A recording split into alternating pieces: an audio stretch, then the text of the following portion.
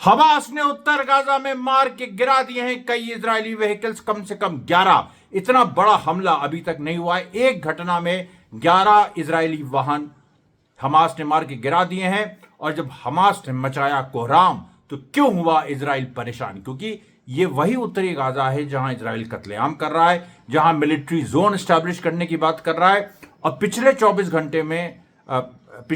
घंटों में जो 5 लाख लोग वहां फंसे, उसमें से 1 लाख लोगों को उसने आइसोलेट करके वो दक्षिण गाजा भेजने की कोशिश कर रहा है। लेकिन बाकी लोग वहां पर डटे हैं। कोई कह रहा है 4 से 4.5 लाख, कोई कह रहा है कि 50,000 लोग, और बाकी उसमें इधर उधर छितरे हुए हैं, यानी उत्तरी गाजा में ही हैं लेकिन छितरे हुए हैं। और 1 लाख को वो साउथ गाजा भेजने की कोशिश कर रहा है। लेकिन उसी के बीच हमास स्ट्राइक कर रहा है। नॉर्थ गाजा का आपको बता दें, सब कुछ तबाह हो चुका है, कुछ नहीं है वहां पर कोई अस्पताल नहीं है, वहां पर कोई मेडिकल फैसिलिटी नहीं है, वहां पर खाने की कोई व्यवस्था नहीं है, वहां पर पानी पीने की कोई व्यवस्था नहीं है। हेल्थ वर्कर्स मार दिए गए हैं, हेल्थ टीम्स मार दी गई हैं।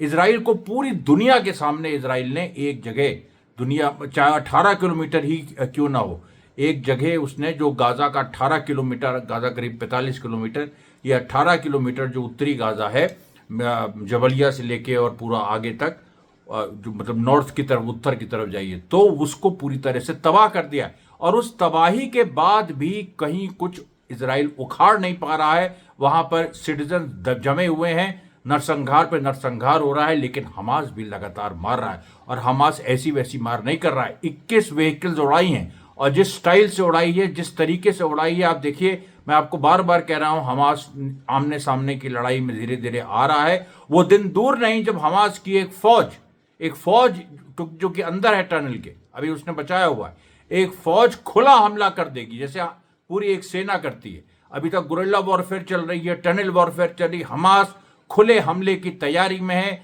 एक बड़ा हिस्सा हमास का उत्तरी गाजा में जो आईडीएफ की पोजीशंस हैं, उनको वो असॉल्ट करेगा। पहले कई दिन बम्बार्डमेंट होगा, उसके बाद हमास मारेगा। और ये भी हो सकता है कि जैसे 1 अक्टूबर को जो ईरान का हमला इजराइल पे हुआ था, उसके पहले हमास ने तेल अवीव में कोहराम मचाया था, उस तरीके से उत्तरी गाजा में हमास हमला करे और उसके बाद ईरान वहां से मारे। उधर हिजबुल्ला लगातार मार ही रहा है।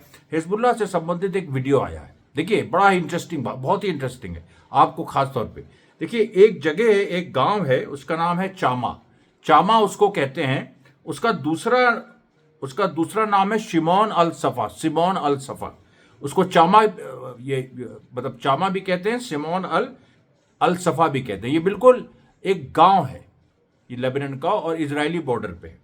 यहां पर क्या है, अच्छा, शिमोन अल सफा क्यों कहते हैं? यहां पर जो एक इस्लाम में बड़े सीक्रेट माने गए हैं, मेरे ख्याल से सिमोन उनका नाम है। वो एक्चुअली जीसस क्राइस्ट के फॉलोअर थे, और जीसस क्राइस्ट के जो पीटर द ग्रेट, क्योंकि पीटर द ग्रेट यहां पर आए थे, तो पीटर द ग्रेट का जो नाम है वो क्योंकि कुरान में ये लिखा है कि जो जीसस क्राइस्ट के जो डिसाइपल्स हैं वो भी काफ़ी मतलब इंपॉर्टेंट हैं और बड़ा उनका महत्व है।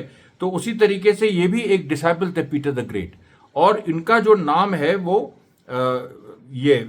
सिमोन अल सफा। और वहाँ उनकी, इस गांव में, ये जो चामा गांव है, वहाँ पर उनकी एक श्राइन है, एक जगह उनकी बनी है जहाँ लोग आके अपनी रिस्पेक्ट्स करते हैं। मतलब वहाँ टूम्ब नहीं है, टूम्ब उनका मेरे ख्याल से टर्की में है, लेकिन यहाँ उनकी एक श्राइन। अब उस श्राइन के पास कल रात को मैंने खबर दी थी अपनी वेबसाइट पे, कि चामा में लड़ाई हो रही है। चामा में इजरायली सोल्जर्स को हिजबुल्ला फाइटर्स ने फंसा दिया है। आज वीडियो आया है कि चामा में, आप सोचिए क्या हुआ, बहुत बड़ी घटना हो गई है।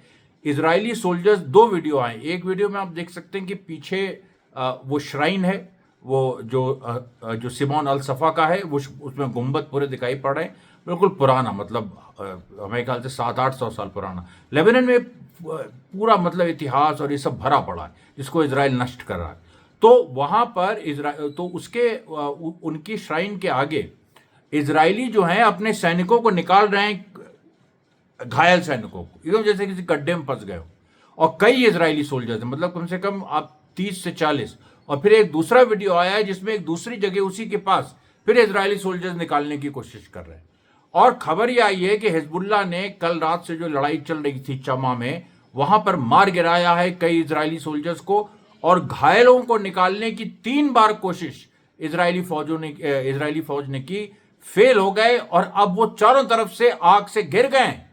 इजरायली सोल्जर्स आग से घिर गए हैं। लेबनान बॉर्डर चामा में जो सिमोन अल शफा जो फेमस श्राइन है, इस्लामिक श्राइन, वहां पर वो घिरे हुए हैं और उनकी अभी क्या स्थिति है कुछ नहीं पता। तो ये देखिए हमास, हिजबुल्लाह, हमास के बारे में आपको बताया, मैं बहुत लंबे समय से कह रहा हूं कि हमास देखिए कैसे अपनी टैक्टिक्स बदल रहा है। हमास अब सीधे हमले कर रहा है। अभी जो वीडियोस आए हैं उसमें उसने जो व्हीकल्स डिस्ट्रॉय की हैं बिल्कुल सामने आके एक एंगल पे, और एक ऐसा एंगल है जैसे अभी तक वो लोग पीछे से करते थे, बगल से करते थे, इधर से करते थे, अब अचानक सामने आके धाड़ से वो आरपीजी शेल मार रहे हैं और कुछ लड़ाके भी सीधे सीधे आगे आ जा रहे हैं। उसके बाद मशीन गन फायरिंग कर रहे हैं ताकि इजरायली सोल्जर्स, और अब सोचिए आप 11 व्हीकल्स उड़ाई गई हैं पिछले करीब 5-6 घंटों में। और ये जो 11 व्हीकल्स हैं इसमें इनके क्रूज भी होंगे, इनके लोग भी होंगे, सब लोग होंगे, उनका कुछ अता पता नहीं है कि वो कहाँ है। वो दिन दूर नहीं, आप मेरी बात एकदम लिख के रख लीजिए, वो दिन दूर नहीं जब हमास, और पूरी तैयारी चल रही है, सुरंग में तैयारी चल रही है। हमास करीब जैसे एक रेगुलर फोर्स होती है 1000, 1500, 2000 की संख्या में, जैसे 7 अक्टूबर को हुआ था, उतनी बड़ी संख्या में वो सीधा हमला नॉर्थ गाजा में आईडीएफ पोजीशंस पे कर देगा। क्योंकि वहां, जैसे मैंने कहा, वहां नॉर्थ गाजा में कुछ नहीं है, सारा हेल्थ सिस्टम डिस्ट्रॉय हो गया है, सारे डॉक्टर्स मार दिए गए, सारे हेल्थ वर्कर्स, पूरी दुनिया के सामने हो रहा है, कोई कुछ बोल नहीं रहा। लेबनान पे तो फिर भी लोग बोल रहे हैं, यहां तो कोई कुछ बोल नहीं रहा है। लेकिन ये 18 किलोमीटर की जो एक जमीन के लिए इजराइल मरा जा रहा है, और इसको लेके नेतन्याहू ने सब कुछ दांव पे लगा दिया, ये भी इसको नहीं मिलेगी। 18 इंच भी तुमको नहीं मिलेगी, तुम देख लेना। हमास तुमको यहां से मार मार के दौड़ दौड़ के भगाएगा, क्योंकि जो वो टैक्टिक्स अपना रहा है, जिस तरीके से वो लड़ रहा है, तुम उसका तसव्वुर भी नहीं कर सकते। एक चीज आपको और बताएं, हमास के कम से कम 3 लड़ाके ऐसे ही गए टहलते हुए नेत्जरीम कॉरिडोर, जहां पर मिलिट्री रूल नॉर्थ गाजा में स्टैब्लिश करने का जो बॉर्डर है, नेत्जरीम कॉरिडोर, टहलते हुए गए और अपने जेब से उन्होंने पिस्टल निकाल के धाड़ धाड़ धाड़ 3 आईडीएफ सोल्जर्स को मारा है। ये पूरी घटना अच्छा, और उसके बाद वो बच के निकल गए, क्योंकि ऐसी घटनाओं में ये फिदाइन हमले होते हैं, या वेस्ट बैंक में ज़्यादा होते हैं, या इजराइल प्रॉपर में होते हैं, और इंडिविजुअल जो होते हैं लोग वो करते हैं, चाकू मारते हैं या गाड़ी से कुचल देते हैं। लेकिन इस बार ये ऑर्गेनाइज्ड हमला था, और ये चीज़ इजराइल को समझ में नहीं आ रही है कि ये चीज़ कैसे ऑर्गेनाइज हो सकती है। अब आप सोचिए, अब इसके अंदर जो दूसरी कहानी है वो ये है कि पिछले करीब 6 दिनों से वेस्ट बैंक में, मैंने आपको पिछले वीडियो में बताया था कि वेस्ट बैंक में 6 दिनों में एक भी जगह आईडीएफ घुस नहीं पाई है। वो वही ड्रामा करती है, सायरन बजवाती है, घुसती है, जब मार खाती है तो वापस लौट आती है। आईडीएफ पूरी टूट गई है अंदर से, और उसकी वजह मैं बता रहा हूं आपको। नेतन्याहू के खिलाफ केस चल रहा है इस समय। ये चीज, और अब समझ में बात ये आई कि जो 2 दिन पहले नेतन्याहू ने आके टीवी पे रोया था और ये कहा था कि मेरे पीएमओ के लोग मेरे खिलाफ है, दरअसल उसमें, और मतलब जो सिस्टम है उसके लोग मेरे खिलाफ है। तो इजराइल की अटॉर्नी जनरल एक महिला है, उन्होंने नेतन्याहू के खिलाफ इंक्वायरी बैठा दी है, और इंक्वायरी इस बात की है कि जो 7 अक्टूबर को जो घटनाएं हुई उसके टाइमलाइन को मैनिपुलेट किया। यानी नेतन्याहू ने उस दिन क्या किया, जब 7 अक्टूबर को घटना हुई तो नेतन्याहू ने क्या किया, किससे बात की, कितनी जल्दी रिएक्ट किया, उस पूरे डेटा को नेतन्याहू ने उड़वा दिया है। और इसमें नेतन्याहू का जो एक चीफ ऑफ स्टाफ है वो इसमें सीधे सीधे इन्वॉल्व है। और उस समय जो जनरल थे आईडीएफ के, उन्होंने सीधे उसको रिपोर्ट किया अटॉर्नी जनरल को। अटॉर्नी जनरल ने नेतन्याहू के खिलाफ इंक्वायरी बैठा दी। अब आप सोचिए, और उसके साथ साथ जेरूसलम के कोर्ट ने जो नेतन्याहू को नोटिस भेजा, नेतन्याहू ने कहा हमको 10 हफ्ते का टाइम दीजिए। उन्होंने कहा नहीं, तुम्हें टाइम नहीं दिया जाएगा, 2 दिसंबर को तुम्हें कोर्ट के सामने आना होगा इस युद्ध के समय। और नेतन्याहू बौखलाया हुआ है, कह रहा है, सब जगह रो रहा है कि हमको देखिए घेर रहा है। उधर ट्रंप का एक अपना अलग खेल चल रहा है। मैं आपको बता रहा हूं, उसका मेरा दूसरा नजरिया है कि ट्रंप अपने एस्टैब्लिशमेंट से बदला ले रहा है और मजा ले रहा है, और वो नेतन्याहू की जो मिजरी है उसमें भी मजा ले रहा है। वो चाहता है कि नेतन्याहू तड़पे, जितना तड़पा सकता है वो नेतन्याहू को भी तड़पाएगा, क्योंकि नेतन्याहू भी एक समय बाइडेन के साथ जाके खड़े हो गए थे। ट्रंप का जो प्रोसिक्यूशन अमेरिका में हुआ 4 साल जो उसको तंग किया, 58 केसेस डाल दिए, वो उस समय नेतन्याहू कुछ नहीं बोले थे। तो ट्रंप बदला नहीं लेगा, आप सोचिए। वो उस तरह का आदमी है, वो बड़ा नहीं सोचता, छोटा सोचता है।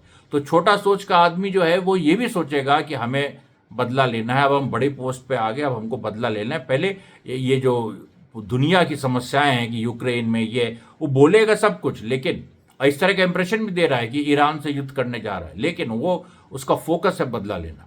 और इजराइल को वो डंप करेगा, देखिएगा आप, ये आप बात लिख के ले लीजिए।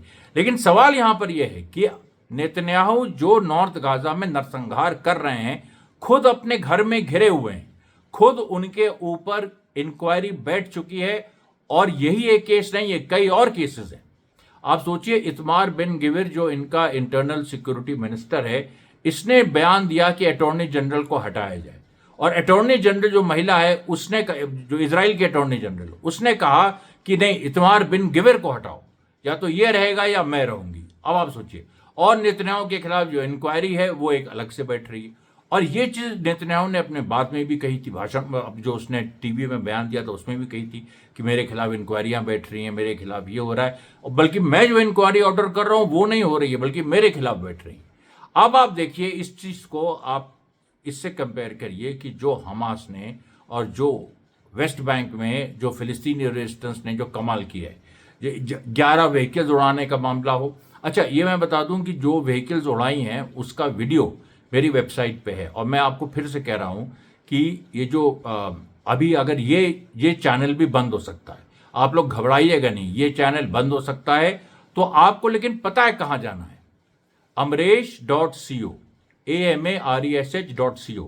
ये आपको पूरी तरह से आपको गार्ड बांध लेनी है, और आपको जाके अगर ये चैनल बंद होता है तो वहां जाके उसको देखना है।